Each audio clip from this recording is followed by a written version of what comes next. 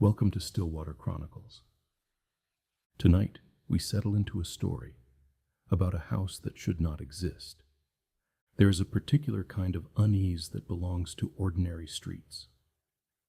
Not forests, not fog-covered moors or crumbling towers at the edge of cliffs.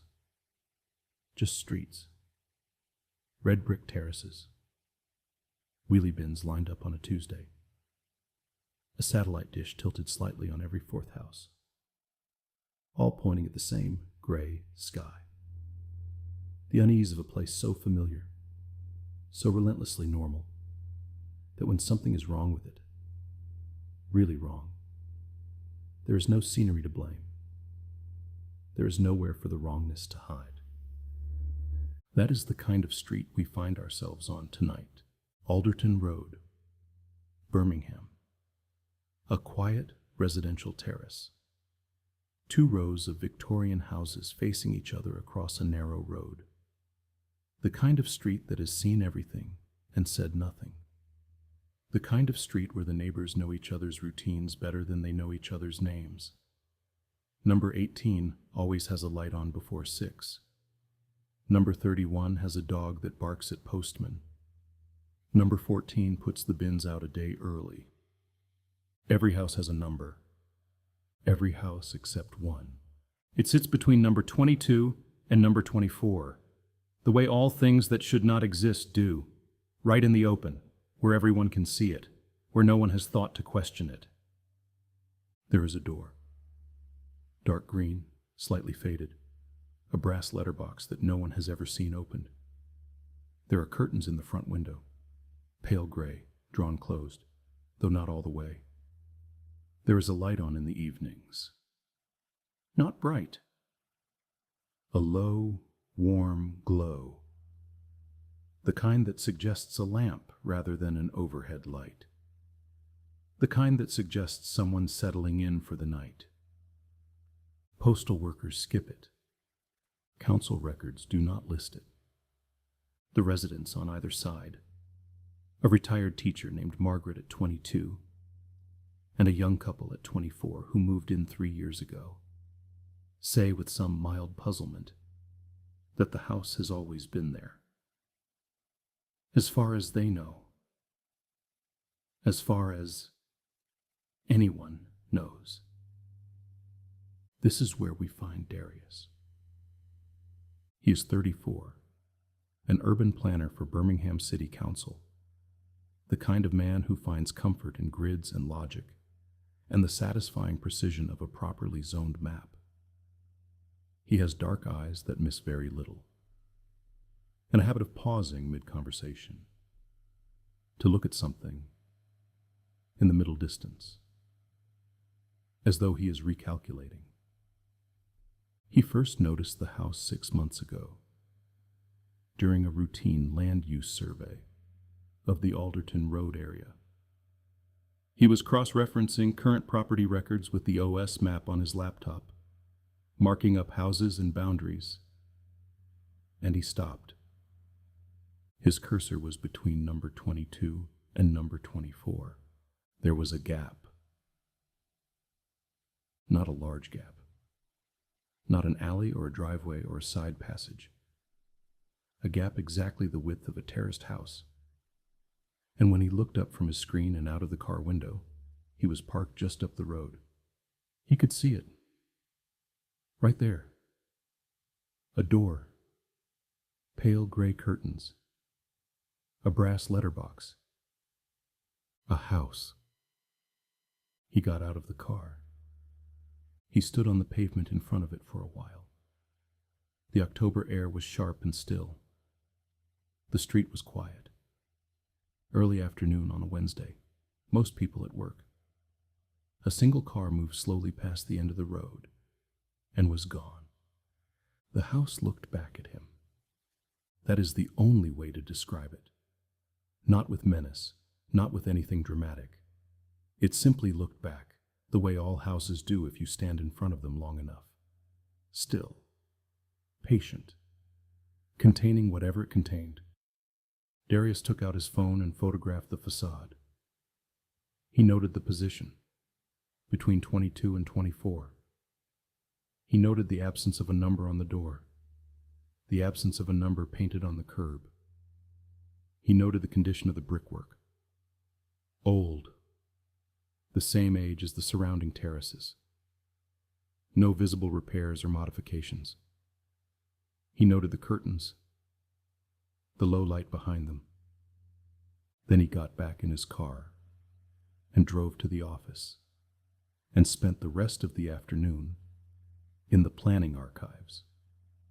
The records were not unusual at first. Alderton Road appeared in the council database as expected. Each property listed in order, each one with its title deeds, its council tax band, its planning history. He scrolled down the list.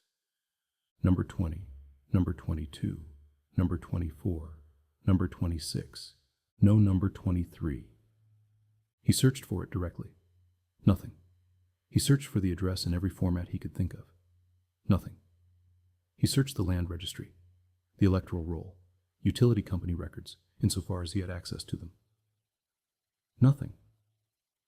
The house on Alderton Road, between number 22 and number 24, did not appear to exist in any record made after 1952.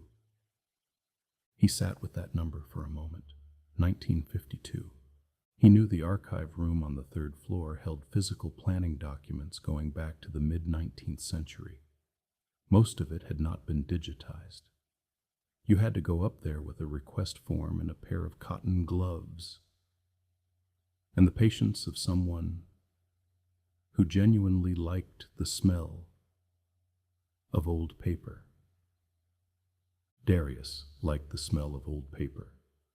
He found the street on a 1949 council map, hand-drawn in blue ink on cartridge paper, the lines so precise they might have been made by a machine. Alderton Road ran its neat course from top to bottom of the page. The houses were numbered in sequence, and there, between 22 and 24, clear as anything, number 23. He leaned closer. The handwriting in the margin beside number 23 was small and careful, slightly darker than the rest of the annotations, as though the writer had pressed a little harder, or had come back to add it later. It read, "Uninhabited by arrangement." He read it twice. Then he sat back in his chair and looked at the ceiling for a long time. Uninhabited by arrangement. It was a phrase he had never encountered in planning documentation, not in 7 years of working in urban development, not in any text, any training, any reference guide he had ever read. It was not a term of art. It was not a legal classification. It was not planning language. It was something else. He photographed the map. He searched the archive for any other reference to number 23, Alderton Road.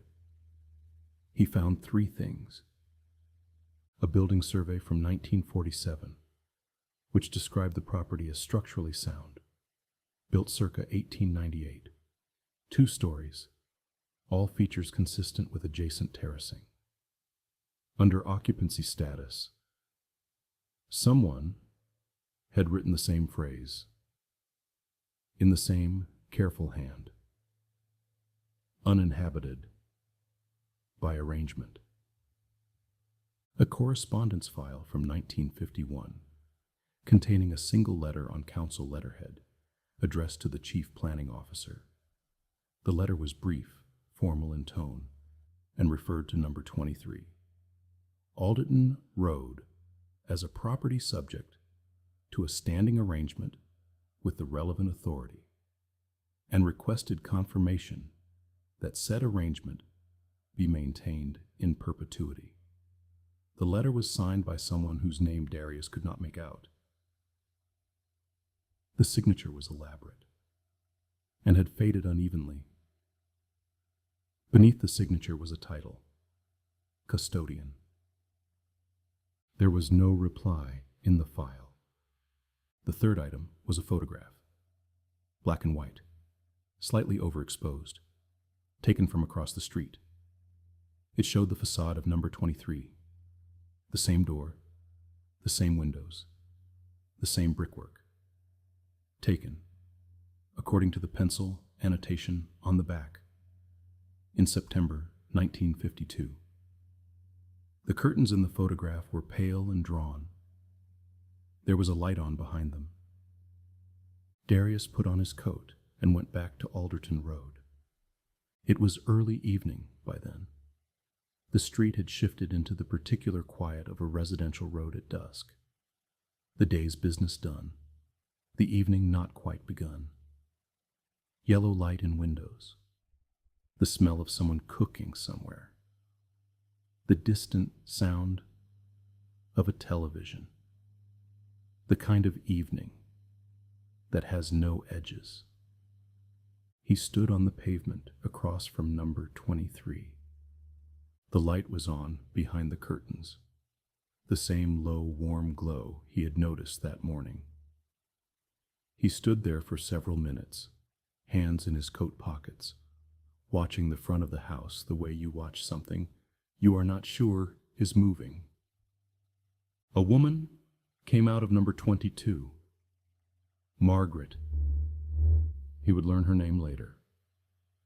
She was carrying a recycling box and glanced across at him with the mild curiosity of a person who has noticed a stranger standing still on their street. He asked her about the house next door.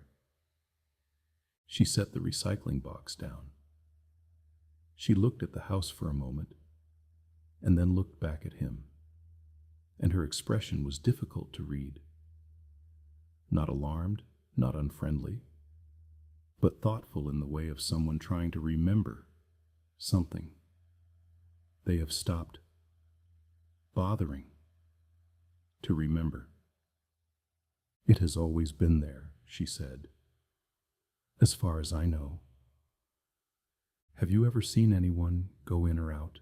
He asked. She thought about this for longer than seemed necessary. No, she said. But the light is always on in the evenings, isn't it? It was not a question. She said it the way you state a fact you have absorbed so completely it no longer requires examination. Yes, Darius said. I noticed that. Margaret picked up her recycling box. She gave him one more look, not suspicious, but something careful in it, something that might have been a warning if it had been more deliberate, and went back inside. He went home. He made tea. He did not drink. He sat at his kitchen table with his laptop open and his photographs spread out. The 1949 map, the building survey, the 1952 photograph, and looked at all of them for a long time, uninhabited by arrangement. The phrase settled in him the way certain phrases do when they are wrong enough to become permanent. He turned it over. An arrangement with whom? The council, the owner, some third party he had no name for. And if the house had been uninhabited since at least 1947, possibly earlier, the survey only established it as uninhabited at that point, not when the arrangement began. Then who was turning the light on? And why, he thought. And this was the thought that sat at the bottom of all the others like a stone. Why had the house stopped appearing on maps after 1952? Not demolished, not sold and renumbered, not absorbed into an adjacent property, simply removed from the record, quietly, without explanation, as though someone had decided at some point in the early 1950s that the correct thing to do was to stop acknowledging that it was there. He went to bed. He lay in the dark for a long time before he slept. He went back to the street 3 more times over the following 2 weeks. Each time, the house was the same. Door, curtains, light in the evenings, no number, no sound from inside, no sign of entry or exit. The brickwork unchanged, the letterbox unpolished but not corroded, the curtains slightly different in position. Each time. Or perhaps not. Perhaps that was the light, the angle, the hour. On the third visit, he knocked on the door. He stood on the step and listened to the sound of his knock fade into the house. There was a particular quality to the silence that followed. Not the silence of an empty house, which is flat and indifferent, but something else. A held silence. The silence of a room in which something is present, but still. He waited. He knocked again. Nothing moved. No shadow crossed the curtains. No floorboard creaked. But the silence continued to have that quality, that sense of containment, of something behind it. And after a while, Darius stepped back off the step and stood on the pavement and looked up at the house and understood that he was not going to knock again. Not because he was frightened, exactly, because it felt, somehow, like bad manners. He filed a planning query with the council's property records department. The query was acknowledged and assigned a reference number. He received no further response. He made a formal request to the Land Registry for all records pertaining to the property between numbers 22 and 24 Alderton Road. He received a letter 3 weeks later informing him that no such property existed in the registry. He put in a Freedom of Information request. The request was acknowledged. No response came within the statutory 20 working day window. When he followed up, he received an automated reply informing him that his follow-up had been received. He spoke to a colleague in the heritage team, a woman named Priya, who knew more about Birmingham's urban history than anyone he had ever met. He showed her the 1949 map and the photograph. She looked at both for a long time. Uninhabited by arrangement, she read aloud. She said it quietly, the way you say something in a library.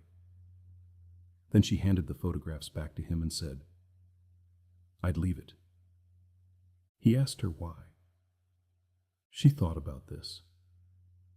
Some things, she said, are arranged the way they are for a reason, even if you don't know the reason. He asked her if she had seen anything like it before. She looked at him steadily. Then she said, "Not exactly," and she went back to her work. It is November now. The evenings come early on Alderton Road. Darius still drives past sometimes on his way home. He is not sure why. He is not sure what he is looking for. The house is always there. Dark green door, gray curtains, the low warm light in the window, as constant as a lighthouse and as unreachable. He has stopped filing requests. He has stopped knocking. But sometimes, sitting at a traffic light on a cold evening, he thinks about the word custodian at the bottom of that letter. He thinks about what it means to be a custodian of something, the long, patient responsibility of it, the commitment to maintenance without ownership. He thinks about what kind of arrangement would need to be maintained, not just for years, but across decades, across generations, across every map and record and administrative shift the city has undergone in 70 years. He thinks about the light in the window. On all the evenings he has watched it, it has never changed. Not brighter, not dimmer, not flickering. Just there, warm and constant, behind pale curtains that are always drawn but never quite closed. He wonders, sometimes, what it would look like from inside. What kind of room holds a light that's steady for that long? What kind of room has been waiting all this time, uninhabited? He never goes back after dark. He has made this decision without quite articulating it to himself. The way you make certain decisions, quietly, in the back of your mind, where the reasonable parts of you have already done the calculation and agreed on the answer. Some things, after all, are arranged the way they are for a reason. Even if you will never know the reason, even if the reason is looking back at you from behind pale gray curtains with a light that has been on since before you were born. Thank you for listening to Stillwater Chronicles, where even the most ordinary streets can carry a secret. If this stillness stayed with you, if something about a curtain drawn almost closed settled somewhere behind your eyes, then let it remain a little while longer. Some houses, after all, were never meant to be found. They were only ever meant to be passed. Rest now, and perhaps on your way home tonight, count the numbers on your street.